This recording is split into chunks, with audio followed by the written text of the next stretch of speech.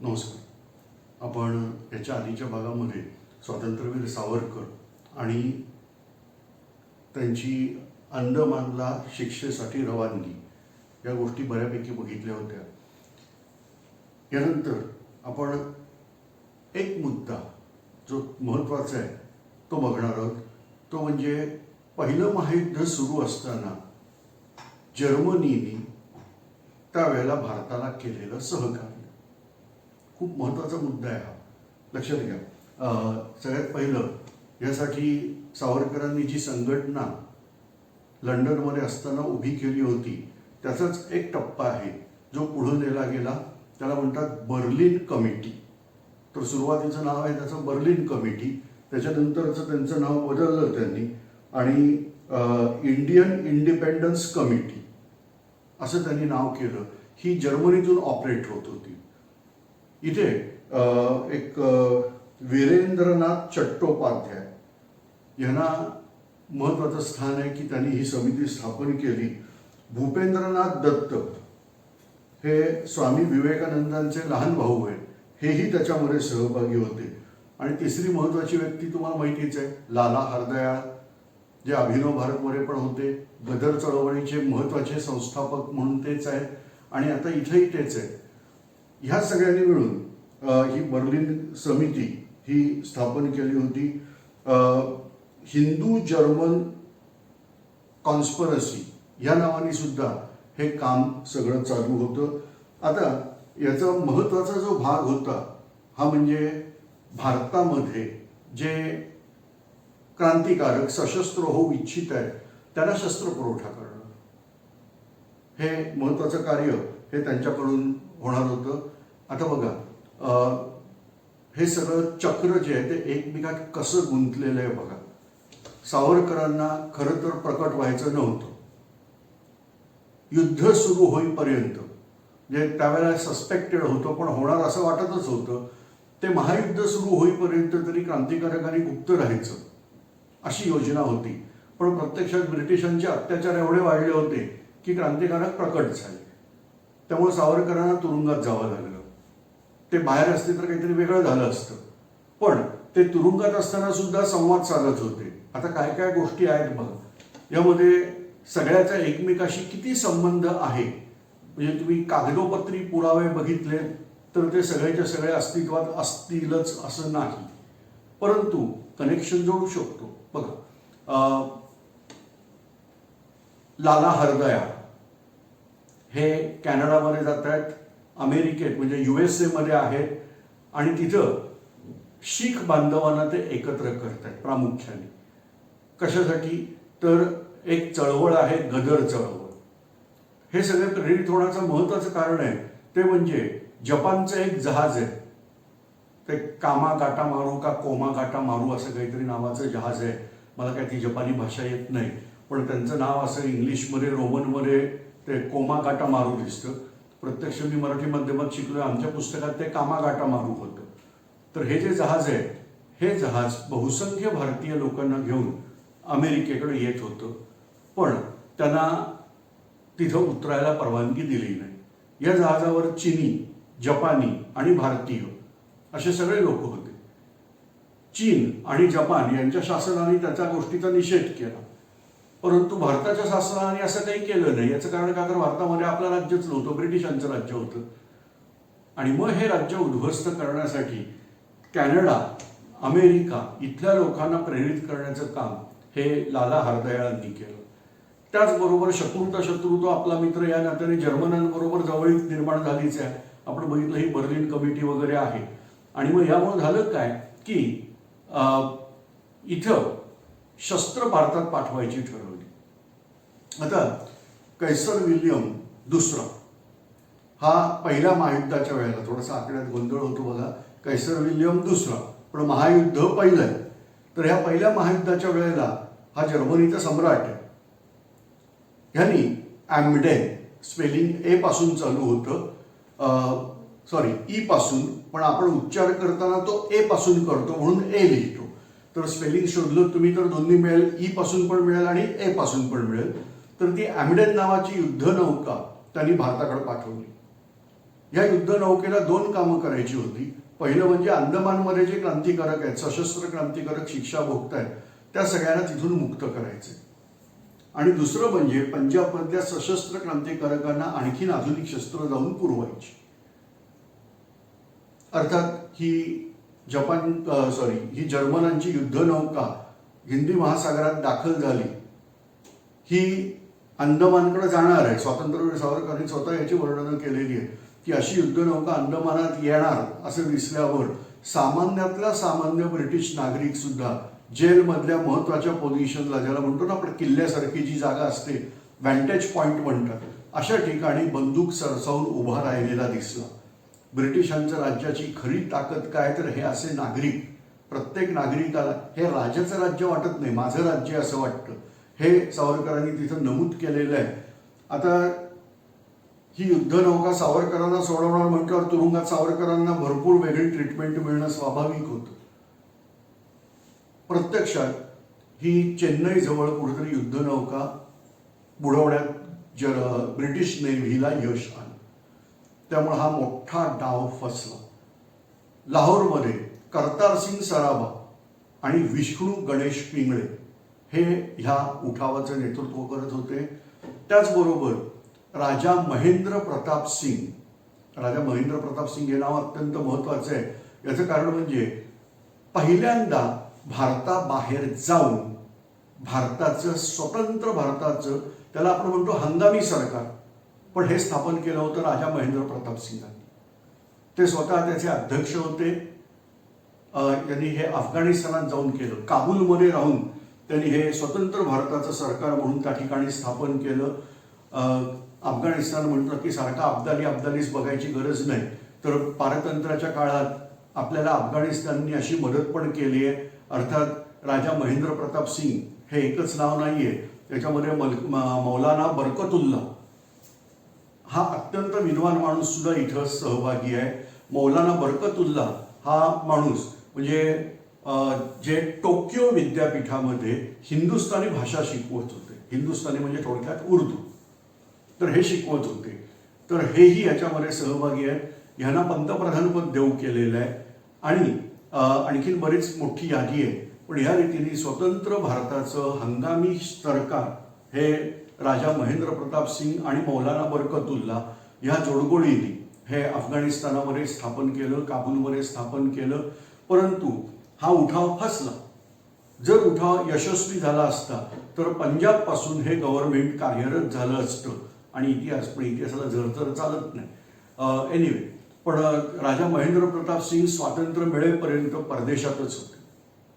त्यांनी अनेक लोकांची मदत, मौलाना बरकतुल्ला मुसलमान, त्यामुळं अनेक मुसलमानी देशांमध्ये जाऊन त्यांनी भारताच्या स्वातंत्र्यासाठी बाहेरून मदत मिळवायचा प्रचंड मोठा प्रयत्न त्यांनीही केलेला आहे. त्याचबरोबर हे जे राजा महेंद्र प्रताप सिंग आहेत यांनी बऱ्यापैकी प्रयत्न केले. म्हणजे जे काही त्यांच्याबद्दल माहिती मिळते ते रशियामध्ये जाऊन लेनिनला भेटले होते की आमच्या देशाला स्वातंत्र्य मिळवण्यासाठी तुम्ही मदत करा. लेनिनचं तेव्हा कम्युनिस्ट शासन उभं राहत होतं, त्यामुळं त्यांनी लेनिनची पण मदत घेण्याचा प्रयत्न केलेला आहे. त्याचबरोबर अनेक वेगवेगळ्या परदेशी मोठमोठ्या व्यक्तींना पण ते भेटलेले आहेत की भारताच्या स्वातंत्र्यासाठी काय काय करता येईल. अर्थात भारत स्वतंत्र झाल्यानंतर मात्र ते भारतात परत आले. त्यांनी मध्य प्रदेशातून कुठून तरी निवडणुका पण लढवलेल्या आहेत. आणि एक गमतीची गोष्ट म्हणून सांगून ठेवतो ते म्हणजे फार उशिराच्या काळात पण भारताचे पंतप्रधान झालेले अटल बिहारी वाजपेयी हे तेव्हा पहिली निवडणूक लढवत होते. त्याच्यात त्यांना हरवायचं काम राजा महेंद्र प्रताप सिंगांनी केलेले आणि महेंद्र प्रताप सिंग निवडून आलेले आहेत. तर हे आपण बघतोय त्याप्रमाणे काबूलचं जे गव्हर्नमेंट आहे किंवा फ्री इंडिया हंगामी गव्हर्नमेंट हे महत्वाचं आहे. अर्थात अपयशाला वादी नसतो. यश मिळालं की सगळेजण माझ्यामुळं म्हणायला तयार असतात. तर तसं हे कार्य मोठं होतं. ॲम्डेन ही युद्धनौका बुडाल्यामुळं आता याच्यातून काही होणार नव्हतं. तुम्हाला लक्षात येईल की हे केवढं मोठं कारस्थान आहे. हे ब्रिटिशांसाठी कारस्थान ऑब्व्हियसली. याच्यात बऱ्याच लोकांना पकडलेलं आहे. अनेक वेगवेगळ्या शिक्षा झाल्या. कमीत कमी शिक्षा आहे 2 वर्ष आजीवन 2 वर्ष सश्रम कारावास, जास्तीत जास्त शिक्षा आहे फाशी. ही फाशीची शिक्षा दिलेल्या व्यक्तींची नावं आहेत करतार सिंग सराभा आणि विष्णू गणेश पिंगळे. मी याच्या आधीच्या पण व्याख्यानात सांगितलेलं आहे की पंजाबमधली घटना आहे. लाहोर खटला असं याचं नाव आहे. लाहोर खटला 1915 सालातला. हेही बरोबर आहे. याच्यात करतार सिंग सराभा वगैरे मंडळी असणं वगैरे सगळं मान्य आहे. विष्णू गणेश पिंगळे काय करतात? वय वर्ष 23, पुण्याची व्यक्ती आहे, पेशाने इंजिनियर आहे. हे सगळं संघटन हे विष्णू गणेश पिंगळे करतात. कोणाच्या वतीने कसं हे आपलं आपण शोधावं लागेल. त्यांनी काही लिहून ठेवलेलं नाही, परंतु त्यांना फाशीची शिक्षा झाली. ह्याच्यानंतर अंदमानच्या तुरुंगामध्ये बऱ्यापैकी सुधारणा ह्या झालेल्या दिसत आहेत. विशेषतः सावरकरांचा पत्रव्यवहार आणि चॅन्सेलरी व्हाईसरॉयच्या काउन्सिलमध्ये वगैरे जे काय आवाज उठवले गेले अन्य भारतीय सदस्यांच्याद्वारे, त्या सगळ्याचा परिणाम झाला. एक समिती नेमावी लागली आणि मग अंदमानच्या तुरुंगामध्ये काही प्रमाणात तरी बदलाबदली ही त्यावेळेला दिसते. प्रत्यक्ष सावरकरांना तिथं 10 वर्ष तुरुंगात ठेवल्यानंतर बाहेर काढलं म्हणजे तुरुंगातून अंदमानच्या आणि रत्नागिरीच्या तुरुंगात आणून ठेवलं. तिथं 4 वर्ष ते राहिले आणि याच्यानंतर त्यांना रत्नागिरी जिल्ह्यात स्थानबद्ध केलं. याच कालखंडात बऱ्याच जणांचं असं म्हणणं आहे, बघा माझ्याकडे लेखी पुरावे नाही, पण भगतसिंग हे सावरकरांना येऊन भेटले असं म्हणतात. आणि का भेटले नसतील? संभव आहे. ते काय मी भगतसिंग सावरकरांना भेटायला येतोय ह्या प्रकारे नाही, पण असं म्हणतात की काहीतरी इस्त्रीवालावरून ते गेले होते किंवा अशा काहीतरी रूपात जाऊन त्यांच्या गाठी भेटी झालेल्या आहेत. कारण जो माणूस अंदमानच्या तुरुंगात राहून परदेशातल्या क्रांतिकारकांच्या संपर्कात राहू शकतो, तो नुसत्या अज्ञातवासात किंवा रत्नागिरीमध्ये स्थानबद्धतेत असताना तर हर प्रकारे लोकांच्या संपर्कात राहू शकतो. सावरकरांना राजकीय लेखन करायला बंदी होती, पण असं असताना त्यांनी राजकीय लिखाण केलेलं आहे. महाराष्ट्र भाट या नावाने त्यांनी राजकीय लिखाण पण केलेलं आहे. सावरकर या नावाने नाही केलं, पण महाराष्ट्र भाट या नावाने त्यांनी ते केलेलं आहे. तर याच पद्धतीमध्ये स्वातंत्र्यवीर सावरकरांचा आणि भगतसिंगांचा संबंध आला असू शकतो. गंमत बघायची परत बघा, हे जे सगळं क्रांतिकारी आहे हे आहे सन्माननीय क्रांतिकारक भगतसिंगजी. कुठचे आहेत? लाहोर, पंजाब. दुसरे क्रांतिकारक यांच्या बरोबरचे महत्वाचे आहेत ते म्हणजे सुखदेव थापर, आजच्या हिशोबात हरियाणातले, पण त्यावेळेच्या हिशोबाप्रमाणे पंजाबमध्ये, कारण त्यावेळेचा पंजाब प्रांत बराच मोठा होता.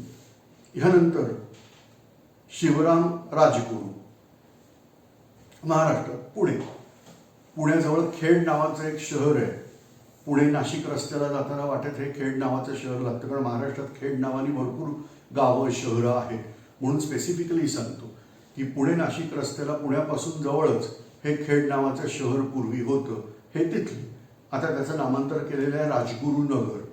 जे पुणे नाशिक प्रवास केलेला असेल त्यांना माहिती असेल, हे राजगुरुनगर म्हणतात. तर हे राजगुरू इथले. बघा, प्रत्येक वेळेला तुम्हाला कुठेतरी पुण्याबरोबर महाराष्ट्राबरोबर संबंध येतो.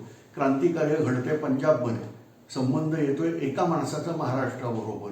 हा गुप्त ते गुप्त जाणावे, या प्रकारे समजून घ्या काय असेल. म्हणून म्हटलं शक्यता आहे की भगतसिंग वगैरे मंडळींना पण हे सहकार्य केलेलं आहे. घटना बघा कशी आहे. चौरी चौरा या ठिकाणी जी काही दुर्घटना किंवा घटना घडली, यानंतर महात्मा गांधींनी असहकार चळवळ अचानकपणे बंद करून टाकली. ही गोष्ट काही बऱ्याच जणांना आवडली नाही, कारण साधन शुचिता वगैरे आवश्यक आहे, पण त्यासाठी शत्रू पण तसाच असावा लागतो. ज्या वेळेला निशस्त्र सत्याग्रह करणाऱ्या लोकांवरती पोलीस हल्ला करतात आणि एका माणसाचा मृत्यू त्याच्यात होतोय, अशा वेळेला लोक चिडले तर नवल नाही. पण गांधीजींनी अचानकपणे चळवळ बंद केली, त्यामुळं काही जण ह्याला नाराज होते आणि त्याच्यातून एक ठरवलं गेलं की एक क्रांतिकारक संघटना उभी करायची. त्याच्यामध्ये हिंदुस्तान रिपब्लिकन असोसिएशन किंवा हिंदुस्तान रिपब्लिकन आर्मी HRA या नावाची एक संघटना ही उभी करण्यात आली. त्याच्यामध्ये सचिंद्रनाथ सन्याल, रामप्रसाद बिस्मिल, जोगेशचंद्र चॅटर्जी अशी काही मंडळी ही याच्यामध्ये होती. यासाठी धनदौलत खूप लागते. आपण याच्या आधी पण बघितलं होतं, वासुदेव बळवंत फडके क्रांतिकार्य करायला निघाले, पण त्यासाठी लागणारी शस्त्र मिळवणं, लोक सांभाळणं यासाठी भरपूर धन पाहिजे. आणि मग अशा वेळेला ही जी HRA होती त्यांनाही धनाची आवश्यकता होती. त्यांनी काकोरी या ठिकाणी रेल्वे लुटली, पण रेल्वेतल्या प्रवाशांना नाही. त्या रेल्वेतून सरकारी खजिना चालला होता, तो खजिना त्यांनी लुटला. याला काकोरी कट असं म्हटलं जातं. ह्या ज्या काकोरी कट जो आहे त्याच्यामध्ये बरेच जण त्याच्यात सहभागी होते. त्याच्यामध्ये रामप्रसाद बिस्मिल, अशफाकुल्ला खान, ठाकूर रोशन सिंग आणि राजेंद्र लाहिरी ह्या सगळ्यांना फाशी दिलं. सचिंद्रनाथ सन्याल यांना कारावास भोगावा लागला. आता याच्यानंतर याच्यामध्ये परत थोडंसं परिवर्तन झालं आणि याला नाव दिलं गेलं HSRA, म्हणजे हिंदुस्थान सोशलिस्ट रिपब्लिकन आर्मी. आता बघा, रशियामध्ये कम्युनिस्ट गव्हर्नमेंट स्थापन झालं होतं आणि तो जो काळ आहे ह्या काळामध्ये सोशलिझम म्हणजे समाजवाद हा मोठ्या प्रमाणात पसरत होता आणि त्यामुळे त्याचे वारे भारतामध्ये पण व्हायला लागले होते. पंडित जवाहरलाल नेहरू हेही समाजवादी विचाराचे होते सुरुवातीच्या काळात, तर त्यांनी नमूद केलेलं आहे. तर इथे भगतसिंग, सुखदेव, विजय कुमार सिन्हा, शिव वर्मा या सगळ्यांनी मिळून एक संघटना आणि चंद्रशेखर आझाद यांनी सगळी ही संघटना केली. याला नाव म्हणतात HSRA. अर्थात या ठिकाणी ही जी काही त्यांनी संघटना तयार केली यांनी बऱ्याच मोठ्या प्रमाणात क्रांतिकार्य हे त्यावेळेला केलेलं आहे. याच्यामध्ये नक्की अभिनव भारत किंवा सावरकरांचा किती हात होता वगैरे असं कुठेही त्यांनी नमूद केलेलं नाही. परंतु जसं आपण बघितलं की याच्यामध्ये राजगुरू हे महाराष्ट्रातले कनेक्टेड होते, पुण्याचे कनेक्टेड होते आणि त्यामुळे ही शक्यता ही नाकारता येत नाही. एनिवे, पण सॉन्डर्स याची हत्या ही घडवण्यात आली. याच्यामध्ये HSRAचा हात आहे. आणि यानंतर दिल्लीमध्ये असेंब्लीमध्ये बॉम्बस्फोट घडवला. भगतसिंग आणि बटुकेश्वर दत्त यांनी तो बॉम्बस्फोट घडवला. हा बॉम्बस्फोट हा फक्त आवाज करणारा होता. लक्षात घ्या, ह्या बॉम्बमध्ये कोणाला इजा करण्याची ताकद नव्हती. कारण त्यांचं म्हणणं होतं की आमच्या गोष्टी ऐकतच नाहीये गव्हर्नमेंट, हे ऐकायला जायला पाहिजे म्हणून आम्ही हा बॉम्बस्फोट घडवतोय. आणि मग याप्रमाणे हे काम झालं. दुर्दैवानी या सगळ्या मंडळींना अटक झाली. यांच्यावर वेगवेगळे आरोप ठेवून खटले भरले गेले. यापैकी भगतसिंग, राजगुरू आणि सुखदेव यांना फाशीची शिक्षा ठोठावण्यात आली. बऱ्याच भारतीयांची त्यावेळेला मागणी होती, कारण भगतसिंग हे खूप प्रसिद्ध व्यक्तिमत्व होतं, तर यांची फाशी टाळा. त्यांचं लहान वय लक्षात घेता आणि उदात्त भावना लक्षात घेता. बघा, त्यांना बॉम्बस्फोट करून माणसं मारणं शक्य होतं. त्यांनी बॉम्बस्फोट जे केलेले आहेत ते फक्त आवाज आणि धूर निर्माण करणारे आहेत, माणसं मारण्याची इफेक्टिव्हनेस असणारे नाही. त्यामुळे त्यांना फाशी देऊ नये असं जनमत होतं. आणि गांधीजी हे आयर्विन गांधी करार करण्यासाठी आयर्विन म्हणजे भारताच्या व्हाईसरॉयच्या घरी जाणार होते भेटायला. आणि या प्रसंगी इच्छा होती की जर करार होतोच आहे तर ह्या तिघांची फाशीची शिक्षा निदान जन्मठेप वगैरे अशा शिक्षांमध्ये कन्व्हर्ट केली जावी. परंतु गांधीजींनी हे केलं नाही असं त्यांच्यावर आरोप आहे. प्रत्यक्ष गांधीजी म्हणतात त्याप्रमाणे मी व्हाईसरॉयला सांगितलं, पण व्हाईसरॉयनी सांगितलं की ब्रिटिश राज्य हे सिस्टीमप्रमाणे चालतं आणि मी त्या सिस्टीममध्ये हस्तक्षेप करू शकत नाही, माझी असमर्थता आहे. तर गांधीजींनी सांगितलं की ठीक आहे, पण मी निदान तुमच्याशी याच्यावर चर्चा केली असं बोलू शकतो का? तर व्हाईसरॉयनी सांगितलं हो तुम्ही हे बोला, पण त्या जोडीला हेही बोला की व्हाईसरॉय ह्या प्रश्नी निकाल देण्यास असमर्थ आहे. आता एक साधी गोष्ट आहे, जर व्हाईसरॉयनी ठरवलं असतं तर काही झालं असतं. आपल्याला माहिती आहे व्हाईसरॉय म्हणजे जवळपास राष्ट्रपती, भारताचे जे राष्ट्रपती आहेत त्यांच्या हातात जे अधिकार आहेत तशाच प्रकारचे, अगदी तसे नाही पण तशाच प्रकारचे अधिकार व्हाईसरॉयच्या हातात आहेत. जर व्हाईसरॉयकडून त्याच्या रॉयला जर मेसेज गेला असता म्हणजे ब्रिटनच्या राजाला की हे ताबडतोब थांबवा, तर थांबवणं शक्य होतं. सिस्टीम आहे, सिस्टीम राजाच्या आज्ञेनुसार चालते, राजाला पार्लमेंट गाईड करते. पार्लमेंटच्या वतीने कोण होतं तर भारत मंत्री होता, म्हणजे व्हाईसरॉय टू भारत मंत्री, भारत मंत्री टू पार्लमेंट, पार्लमेंट टू राजा, राजा टू परत व्हाईसरॉय, असं कम्युनिकेशन सहज पॉसिबल होतं. नाहीतर तारायंत्र वगैरे बसवली होती कशासाठी? ती तारायंत्र, टेलिफोनची सोय, या सगळ्या गोष्टींचा वापर फक्त 1857च्या उठावात करण्यापुरता नव्हता. त्यामुळं भगतसिंग, राजगुरू, सुखदेव यांची फाशी थांबवता येणं शक्य होतं. पण ना गांधीजींनी त्याच्यासाठी फार मोठा आग्रह धरला. बघा, कळकळीची विनंती करणं आणि जर हे झालं नाही तर आपण गांधी आयर्विन पॅक्टच करणार नाही, ह्या रीतीने थोडी आडमुठी भूमिका घेणं हे शक्य होतं. जाऊ दे, तो विषय आपल्याला झालं गेला, आपण काही करू शकत नाही. परंतु बरेच जण म्हणजे काँग्रेसवाली मंडळी पण त्यावेळेला गांधीजींवर चिडली होती. म्हणजे नंतर जेव्हा अधिवेशन झालं तेव्हा चक्क गांधीजींना काँग्रेसच्या अधिवेशनात काळे झेंडे दाखवून त्यांचं स्वागत केलेलं आहे. हे करणाऱ्या व्यक्तीचं नाव आहे नेताजी सुभाषचंद्र बोस. अधिक माहिती तुम्हाला एक छान पुस्तकाचं नाव सांगतो, फाळणी. फाळणीच्या पुढं विसर्ग म्हणजे 2 टिंब, युगांतापूर्वीचा काळोख. वि. ग. कानिटकर हे त्याचे लेखक आहेत. अतिशय सुंदर पुस्तक आहे, तुम्ही हे पुस्तक वाचा. तुम्हाला अशा बऱ्याच घडामोडी कळतील ज्या आपल्या शालेय अभ्यासक्रमात नसतात. ओके, तर ह्या अशा काही गोष्टी ह्या आपण बघितल्या. आता ह्याच सगळ्या क्रांतिकार्यामध्ये मी ज्याला सगळ्यात यशस्वी क्रांतिकारक म्हणतो, रासबिहारी बोस. हा माणूस जवळपास सगळ्या क्रांतिकार्यात प्रेझेंट आहे. ते महाभारतामध्ये जसं भगवान श्रीकृष्णाचं वर्णन आहे, काही झालं तरी आपले भगवान श्रीकृष्ण उपस्थित आहेत. काही वेळेला काम करतात, काही वेळेला करत नाही, पण आहे. तसं आपले हे रासबिहारी बोस आहे. अभिनव भारत रासबिहारी बोसांचं कनेक्शन आहे. गदर चळवळ रासबिहारी बोसांचा लीडिंग रोल आहे. व्हाईसरॉय त्यावेळेचं लॉर्ड हार्डिंग, ते स्पेलिंग प्रमाणे हार्डिंगे येतं, पण तो लॉर्ड हार्डिंग ह्याची इच्छा होती, त्यांनी राजधानी बदलली भारताची. म्हणजे मोहम्मद बिन तुघलक एकटाच नाही आहे दिल्ली राजधानी हलवणारा, पण यांनी जी राजधानी आहे ती कलकत्त्यावरून दिल्लीला आणली, नवी दिल्ली म्हणा परत. पण व्हाईसरॉयची इच्छा होती, मुघल बादशाह जसा हत्तीवरून शहरात प्रवेश करतो तसा मी प्रवेश करणार. बास, एवढं सोपं टार्गेट नाही. पण त्यावेळेला क्रिकेटचा प्रसार पण भारतात जास्ती झालेला नव्हता. म्हणजे आजचे जर क्रिकेटपटू तेव्हा असते की कुठेतरी बाउंड्रीवर उभे आहेत आणि अचूक थ्रो करतात आणि बरोबर 3 स्टंप एका रेषेत दिसत असताना उडवतात, ही ॲक्युरसी असती तर मजा आली असती. इथे हत्तीवर बसणाऱ्या व्हाईसरॉयला दिल्लीत प्रवेश करतानाच्या गोंधळाच्या गर्दीचा फायदा घेत बॉम्ब टाकून मारायचा, ही योजना होती. प्रत्यक्ष हा थ्रो फसला, हा अचूक झाला नाही आणि व्हाईसरॉयचा ऑर्डरली मात्र जखमी झाला. तरी व्हाईसरॉयच्या कानाला धडे बसण्या एवढा आवाज आला होता. बहिऱ्या ब्रिटिशांना लंडनपर्यंत आवाज पोहोचला होता.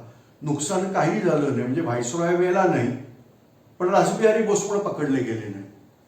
परत हा माणूस काकोरी गटामध्ये पण सहभागी आहे. तुम्ही चेक करा, हे असले महत्वाच्या क्रांतिकार्यात रासबिहारी बोस आहेत. आणि मग शेवटी ते भारतातून निसटले. त्यांनी वेगळंच कुठेतरी ठाकूर वगैरे असं नाव घेतलं आणि भारतातून ते पळाले, बोटीने ते जपानला गेले. पण ब्रिटिश गुप्तचरांना खबर लागलीच. त्यावेळेला जपान आणि ब्रिटनमध्ये मैत्रीचे वारे होते. आणि मग अशा वेळेला रासबिहारी बाबूंनी जपानी स्त्रीशी विवाह केला. त्यामुळे त्यांच्या मागचा जपानी पोलिसांचा ससेमिरा सुटला आणि जपानमध्ये राहून रासबिहारी बोसांचं क्रांतिकार्य सुरू झालं. त्यांनी तिथेही एक गुप्त संघटना ही चालू करून ठेवली.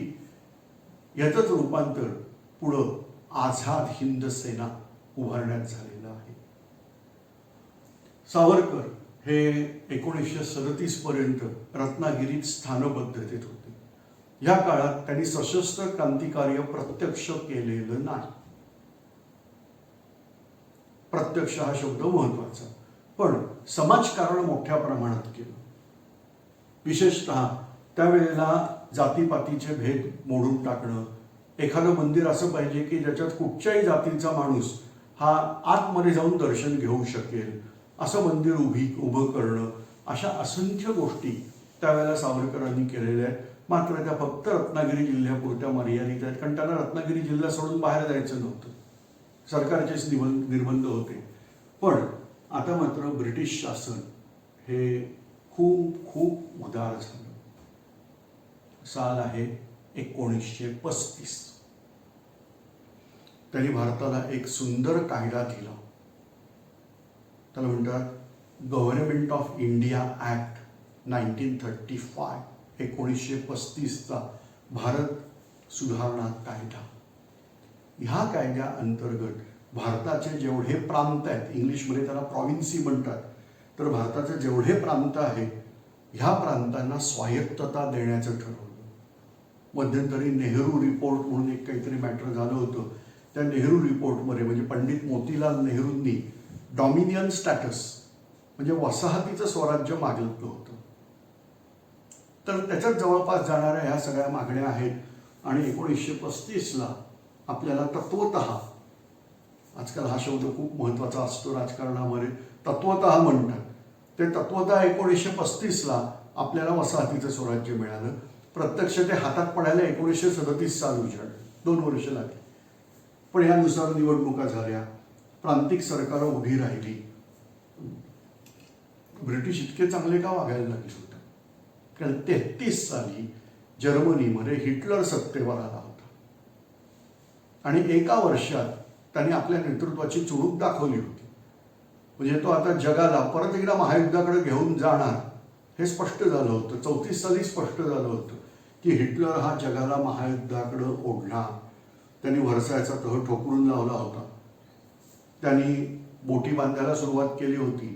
असंख्य गोष्टी त्याच्या अशा रीतीने चालू होत्या की तो परत एकदा युद्ध पेटवणार हे नक्की होतं. आणि अशा वेळेला भारताची मोलाची मदत ब्रिटनला होणार होती. पहिल्या महायुद्धामध्ये सुद्धा भारताची प्रचंड मोठी मदत ही ब्रिटनला झालेली होती, सैनिकांपासून ते वेगवेगळे रिसोर्सेस पुरवण्यापर्यंत. अर्थात जर्मनांनी ब्रिटिशांचे भारताशी असणारे रिलेशन तोडायचा खूप प्रयत्न केला होता. या सगळ्याचा परिणाम असा झाला की भारताच्या औद्योगिकरणाला चालना मिळाली. कारण आता जे इंग्लंडमधले उद्योगपती आहेत त्यांच्या डोक्यात आणखीन वेगळा विचार यायला लागला होता की भारतातून कच्चा माल आणायचा, त्याच्यावर इंग्लंडमध्ये प्रक्रिया करायची आणि तो भारतात नेऊन परत विकायचा. याच्यापेक्षा आपण भारतातच उद्योगधंदा उभारला तर काय हरकत आहे. आणि याप्रमाणे भारताच्या औद्योगिकरणाला त्यावेळेला बरीच मोठी चालना मिळाली. आता हिटलरची तयारी बघता जे महायुद्ध होणार आहे हे अति विनाशकारी असणार आहे हे निश्चित व्हायला लागलं होतं. याचबरोबर भरीसभर म्हणून तो हिटलर मुसोलिनीला जाऊन मिळाला. दोघांनी मिळून एक करार केला, त्याला म्हणतात ॲक्सिस पॅक्ट. म्हणजे थोडक्यात ह्या पुढं अख्ख्या जगाला इटाली ते जर्मनी अशा अक्षाला जो जोडले काल्पनिक रेषा आहेत अक्ष, ह्याच्या भोवती फिरावं लागेल. आता हा अक्ष तुम्ही नकाशात बघितला तर बरोबर दिसतो, 2 बिंदू जोडले की एक सरळ रेषा तयार होते. तिसरा बिंदू आला तर काहीतरी गडबड होतं. तो तिसरा बिंदू सामील झाला जपान. नकाशावर बघितलं तरी लक्षात येईल जर्मनी कुठच्या कुठे आहे, जपान एक्झॅक्टली विरुद्ध टोकाला आहे. पण ते रशियाच्या पश्चिमेला जर्मनी आहे तर पूर्वेला जपान आहे. हिटलरनी का जपानला जोडला, युद्धाच्या वेळेला लक्षात आलं असेल की युद्ध सुरू झालं तर रशिया हे त्याचं मेन टार्गेट होतं. तेव्हा रशियावर हिटलर पश्चिमेकडून हल्ला करणार आणि जपान पूर्वेकडून हल्ला करणार अशी काहीतरी योजना होती. जपानला ॲक्सिस पॅक्टमध्ये समाविष्ट केलं. जपानच्या डोक्यात काहीतरी खरंच वेगळं होतं आणि मला ते खूप आवडतं. मी मनापासून सांगतो की जपानसारखे विचार त्यावेळेच्या आशिया खंडातल्या कुणी का नाही केले. जपानची आयडिया आहे पॅन एशियाइझम, म्हणजे आशिया खंड आशियातल्या लोकांसाठी. या बाकीच्या लोकांना आपली लांबडी नाकं इथं खुपसायची गरज नाही, नकटी नाकं आहेत तेवढीच पुरे. कशाला तुम्ही आमच्या देशात नाक खुपसायला येता. म्हणजे जपान विरुद्ध चीन काय भांडायचं ते भांडतील. अमेरिका का मध्ये घुसते, रशिया का मध्ये घुसतो, इंग्लंड का मध्ये घुसतो. इंग्लंडचा काय संबंध जपान बरोबर, अमेरिकेचा काय संबंध. जपान आणि चीन काय बघायचं ते बघून घेते. आम्हाला बाहेरच्या राष्ट्रांचा देशात हस्तक्षेप नको. जपानची पॅन एशियाइझम चळवळ विशेषतः जपानमध्ये मेईजी रिफॉर्म्स, त्यांचा एक पंतप्रधान होता मेईजी नावाचा. त्या मेईजीने बरेच काही सुधारणा जपानमध्ये केल्या होत्या आणि त्यामुळं जपान हे बघता बघता आधुनिक राष्ट्र म्हणून पुढं आलं होतं. शस्त्र सामर्थ्य प्रचंड. मुळात जपानी लोक जाम शूर आहेत. त्यांच्याकडे भयानक भयानक प्रकार आहेत. तुम्ही नावं ऐकली असतील ती सामुराई, त्याच्यानंतर काय म्हणतात त्याला ते हाराकिरी, हे असले प्रकार काय काय असतात त्यांचे. तर हे सगळे जपानचे बऱ्याच, मूळ त्या देशाचं नावही जपान नाही, त्यांच्या भाषेत काहीतरी निप्पॉन असं नाव आहे त्यांच्या देशाचं. ते इंग्रजांना जपान कसं ऐकायला आलं आणि ते जपान म्हणतात म्हणून आपण जपान म्हणतो. मूळ देशाचं नाव काहीतरी वेगळंच आहे, पण आपल्या देशात ते नाव चीन म्हणून प्रसिद्ध आहे. इंग्रजांनी स्पेलिंग केलं CHIN, पुढं ए लावला आणि उच्चार करायला सुरुवात केली चायना. आपण पण म्हणतो चायना चायना, तो चायना नाहीये, चीन आहे आपल्या भाषेप्रमाणे. तर जाऊ दे, आपण आपल्या देशाचं नावच बघत नाही. आपल्या देशाचं नाव भारत आहे. टीम इंडिया, इंडिया इंडिया म्हणून ओरडत असतो. आपल्याला काय गरज आहे ओरडायची? आपल्या देशाचं नाव भारत आहे फार जुन्या काळापासून. म्हणून तुम्ही ग्रंथाचंही नाव बघितलं तर महाभारत आहे. ज्या युद्धामध्ये भारतातले सगळे राजे समाविष्ट झाले होते, महाभारत किती प्राचीन काळापासूनचं आहे. तर जाऊ दे. तर आपण आपल्या देशातली संस्कृती सोडलेली आहे, बऱ्याच गोष्टी आपण सोडून देतो, त्यातलाच हा प्रकार आहे. दुसऱ्याच्या देशाचं दिसतं, जर्मनीचं नाव जर्मनी नाही आहे, कोण स्वतःला जग वगैरे असलं म्हणून घेईल. त्यांच्या देशाचं नाव ड्युशलँड आहे, पण आपण काय म्हणतो जर्मनी, कारण इंग्रज लोक जर्मनी म्हणतात, आपण म्हणायचं जर्मनी. चल, तर इथे जपान हा स्वतंत्र होऊ इच्छित, जपान याची चळवळ होती एशिया फॉर एशियन पीपल. मला वाटतं याच्यात चुकीचं असं काहीही नाही. ज्या ज्या खंडातले लोक आहेत त्यांनी तिथल्या खंडात त्यांचं राज्य, याला म्हणतात सेल्फ गव्हर्नमेंट इंग्लिश भाषेमध्ये. जो वुड्रो विल्सन अमेरिकेचा अध्यक्ष होता पहिल्या महायुद्धाच्या शेवटी, त्यांनी हेच सांगितलं होतं, सेल्फ गव्हर्नमेंट करू द्या. तर आता जपान पेटणार होता. जपान कुठपर्यंत येणार होता? ब्रिटिश गुप्तचरांचे अहवाल असतात, काय अंदाज असतात. अंदाजे ब्रह्मदेशापर्यंत, म्हणजे बर्मा, आजच्या म्यानमारपर्यंत तो येऊ शकतो, इतपत अंदाज बांधला. आणि म्हणून ब्रिटिशांनी 1935ला जो सुधारणा कायदा दिलेला आहे, त्यात भारताची आधुनिक काळातली पहिली फाळणी त्यांनी केलेली. इथं त्यांनी म्यानमार म्हणजेच ब्रह्मदेश हा भारतापासून वेगळा काढला. लक्षात घ्या, याच्या आधी म्यानमार हा भारताचा भाग होता. बंगालची फाळणी झाली, ही अंतर्गत फाळणी. भारतापासून बंगालला वेगळा काढला नव्हता. भारतामध्येच बंगाल प्रांताचे पूर्व बंगाल आणि पश्चिम बंगाल असे 2 भाग केले होते. पण तेव्हा नेतृत्व लोकमान्य टिळकांच्या हातात होतं. टिळकांनी भारत पेटवला याच्या विरुद्ध. आता भारताचे तुकडे पाडले, ब्रह्मदेश हा वेगळा काढला, पण नेतृत्व आमच्या महात्माजींच्या हातात आहे. भारत पेटलाच नाही. याचं कारण लिडरनी काही महत्व दिलं नाही या गोष्टीला. ही भारताची पहिली फाळणी आहे. ह्याचबरोबर श्रीलंका हाही भारतातून वेगळा काढला. त्यामुळं आज जो आपल्याला प्रश्न दिसतो श्रीलंकेमध्ये तमिळ बांधवांचा, तो त्यामुळं निर्माण झालेला आहे. जर ब्रिटिशांनी त्यावेळेला, कारण त्यावेळेला श्रीलंका हा भारताचाच भाग आहे. तुम्ही तसं बघायला गेलं, जे लोक दक्षिण भारत बघायला गेलेत, रामेश्वर वगैरे, धनुषकोडी रामेश्वर, इथून श्रीलंकेत जाता येतं, दिसते समोर.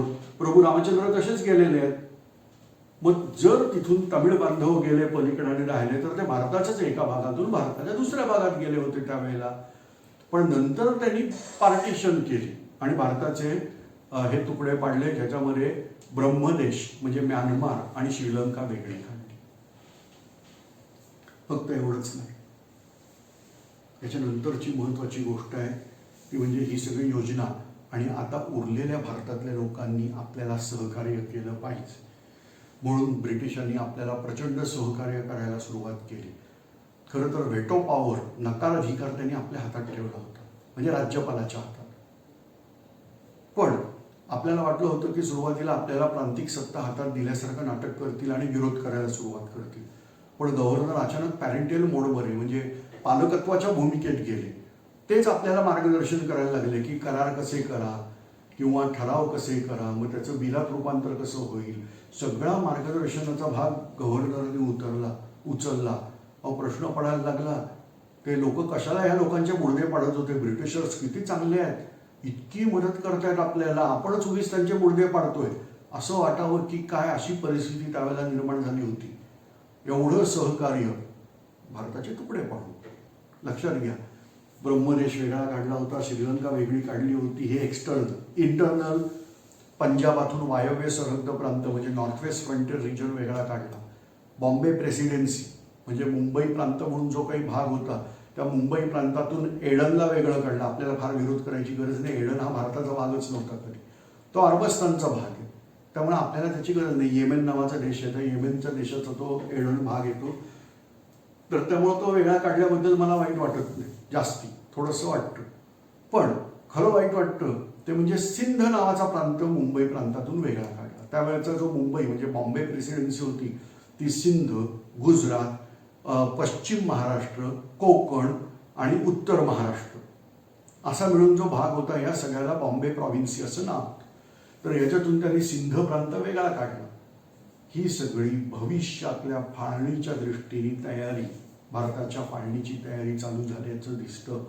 हे दिसलेलं आहे फक्त एका माणसाला, दुर्दैवाने आम्ही त्याला नतद्रष्ट म्हटलं, खरं तर द्रष्टा म्हणायला पाहिजे, ते म्हणजे सावरकर. त्यांनी सांगितलं होतं फाळणीला विरोध करा, सिंध प्रांत वेगळा काढला जातोय, तो केवळ आणि केवळ मुसलमानांची संख्या जास्ती आहे म्हणून नॉर्थ वेस्ट फ्रंटियर रिजन म्हणजे वायव्य सरहद्द प्रांत हा भारतातून वेगळा काढला, भारतातून नाही सॉरी पंजाबातून वेगळा काढला, कारण तिथं मुसलमानांची बहुसंख्या आहे. ही भारताच्या संभाव्य फाळणीच्या गोष्टी चालू आहेत. या योजना दीर्घकालीन असतात, पण त्यावेळेला आपल्याला ह्या योजना कळण्याची आपल्या लोकांमध्ये ऐपतच नव्हती, आणि ज्यांच्यात ही होती त्यांना आम्ही बाहेर काढून टाकलं होतं. असं चल, आता मुद्दा काय चालू होता की ब्रिटिशांना युद्धात सैन्य भरतीची गरज होती. मुसलमान जाणार नव्हते का? पहिलं महायुद्ध. पहिल्या महायुद्धात तुर्कस्तान म्हणजे आज त्याला टर्की, तुर्की आहे असं नाव ओळखतात, त्यावेळेला तुर्कस्तानच म्हणायचे. तर तो जो तुर्कस्तान त्यांचं साम्राज्य त्याला ऑटोमन साम्राज्य, खरं तर उस्मानचं साम्राज्य आहे, पण हे उस्मान हे त्या लोकांनी ऑटोमन असं काहीतरी केलं. तर हे ऑटोमन साम्राज्य होतं जे जर्मनीच्या बाजूला होतं, आणि इंग्लंड हा जर्मनीच्या विरुद्ध होता. त्यामुळे युद्ध जर झालं तर इंग्लंड विरुद्ध ऑटोमन साम्राज्य म्हणजे तुर्कांचं साम्राज्य असं होणार आहे. तुर्कस्तानचा जो बादशाह आहे तो स्वतःला खलिफा म्हणतो. खलिफा म्हणजे जगातला यच्चयावत सुन्नी मुसलमानांचा धर्मगुरू. भारताच्या सैन्यात मुसलमान प्रचंड संख्येने होते, म्हणजे जवळजवळ 60 ते 65% मुसलमान होते, आणि हे सैन्य महायुद्धात ब्रिटिशांना वापरायचं होतं. हे युद्धाला येणार नाही. ब्रिटिशांनी आश्वासन दिलं युद्धाचा निकाल काहीही लावो, म्हणजे ब्रिटिश जर जिंकले तर ब्रिटिश खलिफा पदाला धक्का लावणार नाही तुर्कस्तानच्या सुलतानाच्या, आणि तुर्कस्तान जिंकलं तर काय प्रश्नच नाही, मग आमचं काय करायचं ते तुर्कस्तानचा बादशाह करेल. त्यामुळे मुसलमानांनी बिनधास्त युद्धात या, त्याप्रमाणे मुसलमान युद्धात लढले, त्यांच्याच खलिफा विरुद्ध वगैरे लढले. पण युद्ध संपल्यानंतर मात्र तेव्हाची परिस्थिती वेगळी होती, आता परिस्थिती वेगळी आहे असं म्हणत मुसलमानांचा खलिफा रद्दबातल ठरवण्यात आला. तुर्कस्तानचा बादशाहचं खलिफापद पण गेलं, सगळंच गेलं. पुढं तिथं कोणीतरी एक नवीन चांगला नेता पुढं आला, त्याचं नाव आहे आतातुर्क केमाल पाशा. तो आतातुर्क याचा अर्थ तुर्कांचा पिता. आता संस्कृत पिता हा तुर्की भाषेत आता कसा झाला हे माहीत नाही, पण आतातुर्क म्हणजे तुर्कांचा पिता, सो फादर ऑफ नेशन असं त्याला म्हणतात. तर त्या आतातुर्क केमाल पाशाच्या हातात सत्ता गेली, आणि त्यांनी तुर्कस्तानमध्ये त्यावेळेला आमूलाग्र बदल घडवले. आता इथे विरोध करण्याचं कोणाचं तर ब्रिटिशांना. भारतामध्ये खिलाफत चळवळ नावाची चळवळ चालू झाली का, तर तुर्कस्तानच्या बादशाला परत खलिफापदी बसवावं. आता तुर्कस्तानचा बादशाह कोण आणि तिथं कुठच्या पदावर त्याला बसवायचं हे भारतीय लोक ठरवणार का तुर्क? तुर्कांनी केमाल पाशाला सिलेक्ट केलं, आणि त्याच्यामुळं इथली चळवळीला काही अर्थच राहिला नाही. पण ब्रिटिश कसे वागले, कारण विजयाच्या उन्मानात ब्रिटिश त्यावेळेला असे वागलेले आहेत. त्यामुळं आता मुसलमान ह्या कामी युद्धात ब्रिटिशांना मदत करणार नाहीत. मागच्या वेळेचा सूड घ्यायची संधी आहे ते अचूक होते. त्याच्यापेक्षाही महत्वाची गोष्ट होती, त्यांच्यापेक्षा बुद्धिमान माणूस इथं बसला होता, तो म्हणजे सावरकर. त्यांनी सरळ सरळ बघितलं, युद्धानंतर कदाचित भारत स्वतंत्र होण्याची शक्यता आहे. युद्धाचा निकाल काय लागेल माहीत नाही. जर भारत स्वतंत्र झाला तर ऑलरेडी पार्टिशन 1930 सालापासून भारताचे तुकडे करायच्या मागण्या पुढे येत आहेत. मोहम्मद इक्बाल, त्यांनी सारे जहां से अच्छा हे गीत रचलेलं आहे, त्यांनीच पाकिस्तानची मागणी केलेली आहे. त्यावेळेचा त्यांचा पाकिस्तान वेगळा होता. ते म्हणत होते P for Punjab, A for Afghanistan, K for Kashmir आणि इस्तान फॉर बलुचिस्तान, असं आम्हाला पाकिस्तान मिळाला पाहिजे, अशी सुरुवातीची मागणी होती. एनिवे, तर हे सैन्य बळाच्या जीवावर झालं असतं. ब्रिटिशांनी ही लॉक अँड की मेकॅनिझम ठेवलं होतं. म्हणजे कसं होतं बघा, लॉक मेकॅनिझम थोडक्यात ॲडमिनिस्ट्रेशन म्हणजे प्रशासनामध्ये हिंदू सगळ्यात जास्ती होते, मुसलमानांची संख्या कमी होती. सैन्यात मुसलमानांची संख्या जास्ती होती, हिंदूंची कमी होती. ना मुसलमान हिंदूंच्या अधिपत्याखाली राहू इच्छिणार, ना हिंदू मुसलमानांच्या. जर भारत स्वतंत्र झाला तर सैन्य कोणाचं असतं? मुसलमानांचं. पण प्रशासन असतं हिंदूंचं. हे त्रांगडं राहिलं असतं. हिंदूंना मुसलमानांचं अधिपत्य नको होतं, मुसलमानांना हिंदूंचं. आणि त्यामुळं आपलं ब्रिटिशांचं राज्य बरं आहे. लॉक लक्षात आलं कसं लावलं होतं? हे लॉक तोडण्याची ताकद कोणातही नव्हती. इथून ब्रिटिशांनी सैन्य भरतीला जेव्हा सुरुवात केली साले 1937, युद्ध होणार आहे नक्की कधी हे माहीत नाही, पण आपल्याला सैन्य भरती पाहिजे.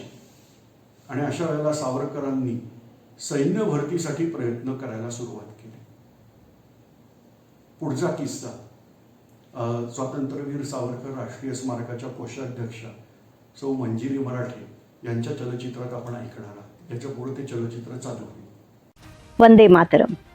देश के विभाजन के बाद हिंदुस्तान का अस्तित्व बना रहा तो वो केवल और केवल स्वातंत्र्यवीर सावरकर जी ने किए हुए सैनिकीकरण के प्रयास से ही संभव हुआ। और ये मैं नहीं कह रही हूँ, इतिहास इसका प्रमाण है और नेताजी सुभाष चंद्र बोस इसके साक्षी है। ब्रिटिश हम पर राज कर रहे थे, सेना उन्हीं की थी, लेकिन सैनिक भारतीय थे। उनमें से 65% थे मुस्लिम और 30 से 35% थे हिंदू। 27 वर्ष ब्रिटिशों के चंगुल में रहने के बाद स्वातंत्र्यवीर सावरकर जी को 1937 में पूर्ण रूप से मुक्त कर दिया गया। द्वितीय विश्व युद्ध के पश्चात यदि जापान हिंदुस्तान पर आक्रमण करता है तो हिंदुस्तान का रक्षण करने में इंग्लैंड सक्षम नहीं था, और इसीलिए ब्रिटेन के महाराज्यपाल लॉर्ड लिनलिथगो ने भारत के नेताओं से चर्चा की, जिन्हें उन्होंने 27 वर्ष तक बंदी बनाकर रखा था। उन वीर सावरकर जी से भी वे मिले। सावरकर जी ने उन्हें कहा कि हिंदुस्तान पर आक्रमण होगा तो वो पूर्व दिशा से होगा। वायव्य दिशा में बुरखा और शेख पलटने रखनी चाहिए। कुछ हिंदू जातियां लड़ने में सक्षम नहीं है, ऐसा मानकर ब्रिटिश उन्हें सेना में भर्ती नहीं करते थे। सावरकर जी ने लिनलिथगो से कहा कि ये भेद मिटाकर सभी हिंदुओं को सेना में भर्ती करना चाहिए। उस समय लॉर्ड लिनलिथगो ने भी कहा था कि भारतीय दृष्टिकोण से युद्ध परिस्थिति का ज्ञान होने वाले सावरकर एकमेव नेता है। कोंकणी, आगरी, कोली, भंडारी इन जातियों को समुद्र का बहुत अच्छा ज्ञान होता है। तो सावरकर जी ने उनका भी प्रबोधन किया और उन सहस्रों हिंदुओं ने ब्रिटिशों से मांग की कि उन्हें नौसेना में भर्ती किया जाए, और उन्हें सम्मिलित भी किया गया। अपने लेखों और भाषणों के माध्यम से स्वातंत्र्यवीर सावरकर सैनिकीकरण का समर्थन करते रहे। नासमझ विरोधी उन्हें रिक्रूटवीर कहते थे, लेकिन सावरकर जी का सैनिकीकरण का प्रचार निरंतर चलता रहा, क्योंकि द्वितीय विश्व युद्ध को वे भारत की स्वतंत्रता के लिए एक उत्तम अवसर मानते थे। उनका मानना था कि आप ब्रिटिश की सेना में भर्ती हो जाएंगे तो ब्रिटिश आपको संपूर्ण शिक्षा और शस्त्र भी देंगे। आपके हाथ में बंदूक होगी और बंदूक की नली समय आने पर किस दिशा में घुमानी है वे आपके नियंत्रण में होगा। ये विचार ही उनकी दूरदर्शिता को प्रमाणित करता है। इतना ही नहीं, यूरोप से हिंदुस्तान युद्ध सामग्री ले आना ब्रिटेन के लिए संभव नहीं था, इसीलिए वे यहीं पे तोपों और अन्य शस्त्रों के उद्योग का आरंभ करने वाले थे।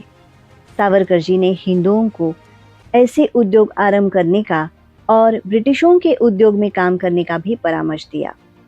सावरकर जी के सैनिकीकरण के प्रचार के कारण ब्रिटिश सेना में हिंदुओं की संख्या निरंतर बढ़ती रही। नेताजी सुभाष चंद्र बोस ने 1944 में सिंगापुर आकाशवाणी से किए हुए भाषण में कहा था कि स्वतंत्रवीर सावरकर जी के सैनिकीकरण के प्रचार के कारण ही आजाद हिंद सेना को 35 से 40 सहस्त्र प्रशिक्षित सैनिक मिले थे। स्वतंत्रवीर सावरकर जी के इन्हीं सैनिकीकरण के प्रयास के कारण ब्रिटिश सेना में हिंदुओं की संख्या बढ़कर 65% हो गई और मुसलमानों की संख्या घटकर 30 से 35% रह गई, जिसके पश्चात मुस्लिम अपनी संख्या बढ़ाने की आवश्यकता पर बल देने लगे। 1947 में देश का विभाजन धर्म के आधार पर ही हुआ और मुस्लिम पलटनें भी पाकिस्तान चली गई। उस समय अगर मुस्लिम सैनिकों की संख्या दुगुनी होती तो अगले ही दिन पाकिस्तान ने हम पर आक्रमण कर संपूर्ण हिंदुस्तान पर अधिकार जमा लिया होता, किंतु भारत की सेना हमारी रक्षा करने में पूर्णतः सक्षम थी। इसीलिए उस समय हिंदुस्तान का जो अस्तित्व बना रहा वो केवल स्वतंत्रवीर सावरकर ने किए हुए सैनिकीकरण के प्रयास से ही हुआ और ये तो हमें स्वीकार करना ही पड़ेगा। जय हिंद। आता ही जी काही नवी सेना ब्रिटिशांकडे आलेली आहे, ज्यांना थोडंफार प्रशिक्षण दिलं आणि याच्यानंतर यांना लढाईला पाठवलं, अशी बरीचशी सेना ही युद्धात समाविष्ट झाली। पुढं जपानबरोबर जी युद्ध झाली त्याच्यात जपानी लोकांनी ही सेना मोठ्या प्रमाणात पकडली। हे भारतातले आहेत, शस्त्रासहित पकडले गेलेले आहेत आणि याच्यातून तयार झाली आझाद हिंद सेना। बघा, जपान्यांना पकडलेल्या सैनिकांना मारणं शक्य होतं, पण जपानच्या दृष्टीने भारत ही त्यांची देवभूमी आहे। जपानचा जो धर्म आहे तो आहे शिंटो बुद्धिझम आणि भगवान बुद्ध भारतातले, त्यामुळं ते आपल्याला देवभूमी मानतात। त्याचबरोबर त्यांचे जे पॅन एशियाई हा जो काही कन्सेप्ट आहे याच्यामध्ये भारतातून पण ब्रिटिशांना हुसकावून लावणं आवश्यक आहे आणि त्यामुळे ह्यासाठी ही सेना उभारणी झाली। एक भाग। आता दुसरा भाग, बॅरिस्टर जिना पाकिस्तानच्या मागणीवर ठाम होते। नेताजी सुभाषचंद्र बोस हे दुसऱ्यांदा काँग्रेसचे अध्यक्ष झाल्याबद्दल त्यांना काँग्रेसवरून हाकलून दिलं होतं। अक्षरशः सांगतो 6 वर्ष निष्कासित केलं होतं। नेताजी सुभाषचंद्र बोसांनी बंगालमध्ये फॉरवर्ड ब्लॉक या नावाने एक पक्ष चालू केला, पण हा जो हिंदू मुस्लिम वाद आहे तो मिटवण्यासाठी ते मुंबईला बॅरिस्टर जिनांची भेट घ्यायला आले। बॅरिस्टर जिनांनी काही आयुष्यात चांगली कामं केली, म्हणजे चाफेकरांचं वकीलपत्र त्यांनी घेतलं होतं, लोकमान्य टिळकांचं वकीलपत्र त्यांनी घेतलं होतं, अशी काही चांगली कामं केली आहेत। पण आयुष्यातलं सगळ्यात चांगलं काम काय केलं असेल तर ते म्हणजे सुभाषबाबू जेव्हा त्यांना भेटायला आले त्यावेळेला त्यांना विचारलं, तुम्ही कोणाच्या वतीने भेटायला आलाय? काँग्रेसच्या। तर काँग्रेसने तर तुम्हाला निष्कासित केलंय। हिंदूंच्या वतीने तुम्ही हिंदूंचे पुढारी नाही आहात। सावरकर हे हिंदूंचे पुढारी आहेत, कारण सावरकर 37 साली सगळ्या बंधनातून मुक्त झाले, ते राजकारणात भाग घेणार होते। अशा वेळेला त्यांनी हिंदू महासभा हा पक्ष स्वीकारला आणि त्यांनी हिंदू महासभेचं राजकारण चालू केलं। त्यांना हिंदू महासभेचं अध्यक्षपद मिळालं। त्यांची खूप सुंदर भाषणं हिंदू महासभेच्या अध्यक्षपदावरून केलेली आहेत। अतिशय सुंदर भाषणं आहेत।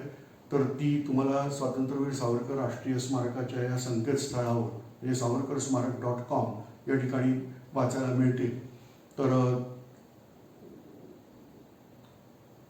जिनांनी सुभाषबाबूंना सांगितलं की हा हिंदू मुसलमान प्रश्न सोडवायचा असेल तर हिंदूंचे जे नेते आहेत सावरकर यांना मला भेटायला घेऊन या। यानंतर सुभाषबाबू दादरला सावरकर सदन इथं सावरकरांची भेट घ्यायला आले। सुभाषबाबू ICS नावाची त्यावेळेच्या परीक्षेत 4थ्या क्रमांकाने उत्तीर्ण झालेले होते, अतिशय बुद्धिमान होते। तरुण होते, प्रयत्नवादी होते. सावरकरांनी सांगितलं आत्ता हिंदू मुसलमान हा प्रश्न महत्वाचा नाही आणि राजकारणात कोण कोणाला भेटायला जातं ह्याच्यात त्याचं महत्व ठरत असतं. भेटायचंच असेल तर जिना मला भेटायला आले पाहिजेत, मी जिनाला भेटायला जाणार नाही. पण आत्ता तो मुद्दाच नाही. आत्ता तुम्ही काय करणार आहात तर सुभाषबाबू बंगालमध्ये जाऊन कोणतं तरी एक आंदोलन करणार होते पुतळ्याच्या विरुद्ध. जुलमी अधिकाऱ्याचा पुतळा होता. तर ते म्हणाले ह्याच्यासाठी तुमचा जन्म नाहीये, तुम्ही जर्मनीत जा, जर्मन आपल्याला मदत करतील. आठवा, का आत्मविश्वासपूर्वक हे बोलतायत? पहिलं महायुद्ध आठवा. पहिल्या महायुद्धात सुद्धा बर्लिन कमिटी आणि काय काय काय काय उद्योग झाले होते आणि जर्मनांनी आपल्याला भरपूर मदत त्यावेळेला केली होती. आता सांगणं सोपं आहे, जाणं कठीण.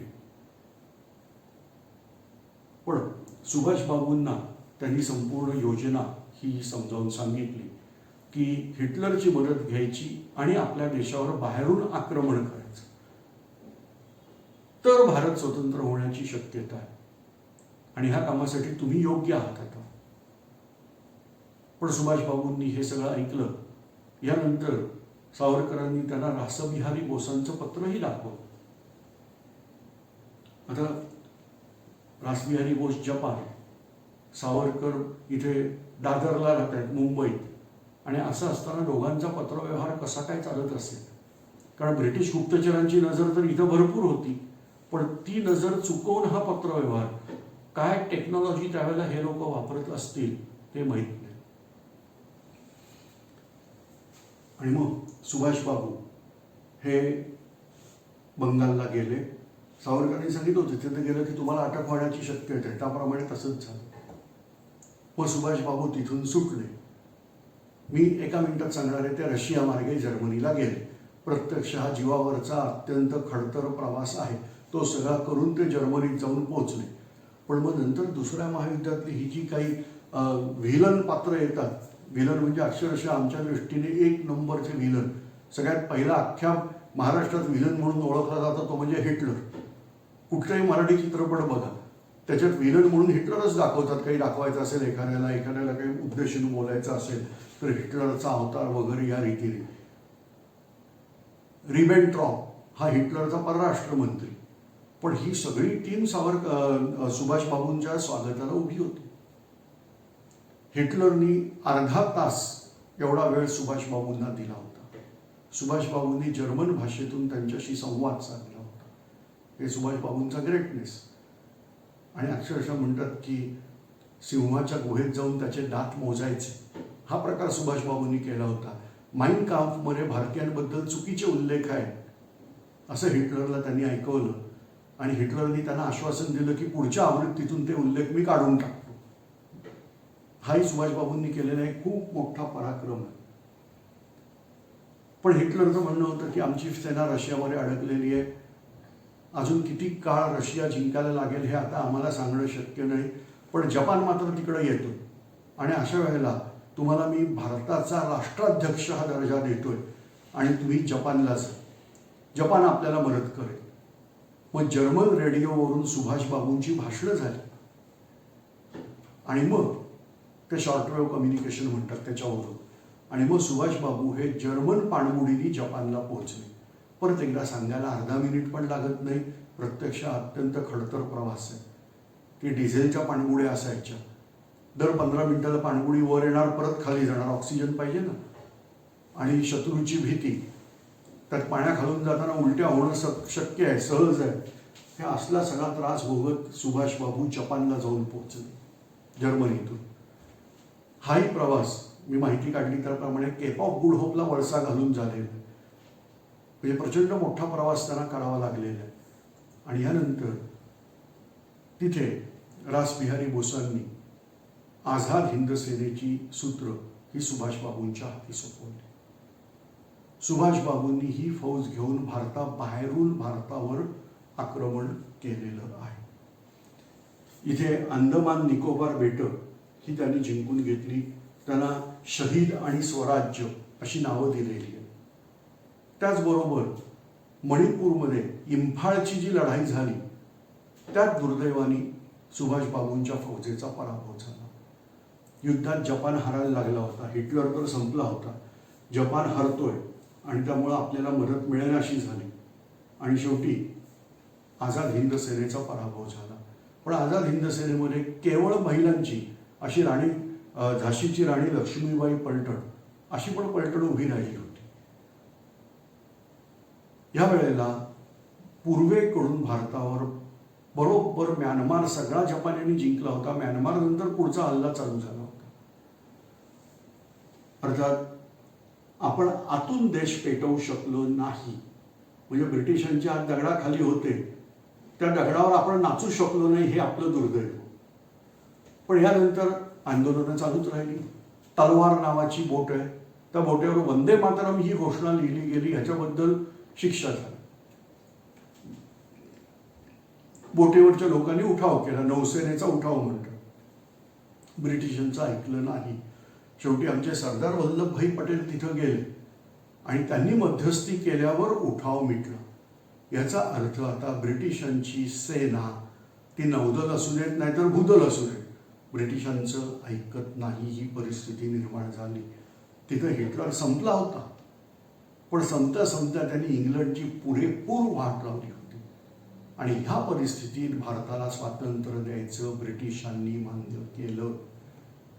ती गोष्ट नीट समजून घ्या. ॲटली या नावाचा ब्रिटनचा पंतप्रधान आहे, त्यांनी अतिशय मोजक्या शब्दात वाचून दाखवलं भारताला स्वातंत्र्य का द्यावं लागतंय. त्यातलं पहिलं कारण आहे, भारताची सेना म्हणजे भारतीय सेना ही आता ब्रिटिशांशी एकनिष्ठ राहिलेली नाही. म्हणजे थोडक्यात सांगायचं तर ही परिस्थिती 1857 साली पण आली होती, पण त्यावेळेला युरोपातून फौजा नेल्या होत्या आणि भारतावर ताबा मिळवला होता परत. दुसरं कारण लिहिलंय, म्हणजे तसं म्हणजे 1857 सारखं युरोपातून फौजा नेण्याच्या परिस्थितीत आपण सध्या नाही आहोत, म्हणजे आपल्याला भारताला स्वातंत्र्य द्यावं लागतंय. बाकी ह्याच्या पाठीशी कोण आहे ते तुमचं तुम्ही शोधा. हे खरं कारण आहे भारताच्या स्वातंत्र्याचं. या ठिकाणी आपलं सशस्त्र क्रांती पर्व हा भाग संपला.